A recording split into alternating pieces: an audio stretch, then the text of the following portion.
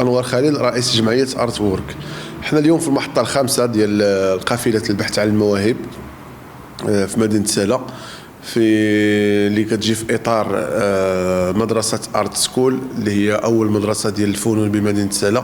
هذا المشروع اللي دارته جمعيه ارت وورك بدعم من المبادره الوطنيه للتنميه البشريه بعماله سلا.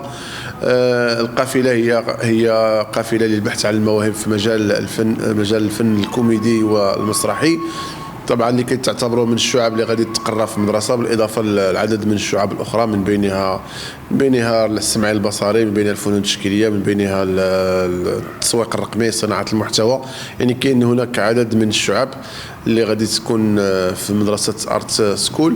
العدد ديال الطلبه اللي غادي يستافدوا غيكون هو 210، يعني موزعين على الشعب كامله. واكيد هو ان مقتصرين غير على ابناء مدينه سلا، شباب وشابات مدينه سلا. احنا اليوم وصلنا للمحطه الخامسه، باقي عندنا 4 المحطات اخرى. غتكون عندنا سلا جديده غدا ان شاء الله في مسبح ديال المسبح المغطى.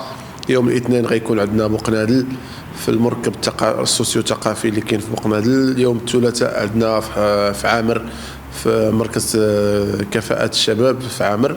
واليوم الاخير ان شاء الله غيكون في السهول في دار الطالبه. حنا اختارينا الفضاءات ديال يعني التابعه للمبادره الوطنيه للتنميه البشريه باش نديروا هذه القافله هذه ونكونوا قراب للشباب، نوفر عليهم عناء التنقل لمكان واحد، يعني لمكان واحد.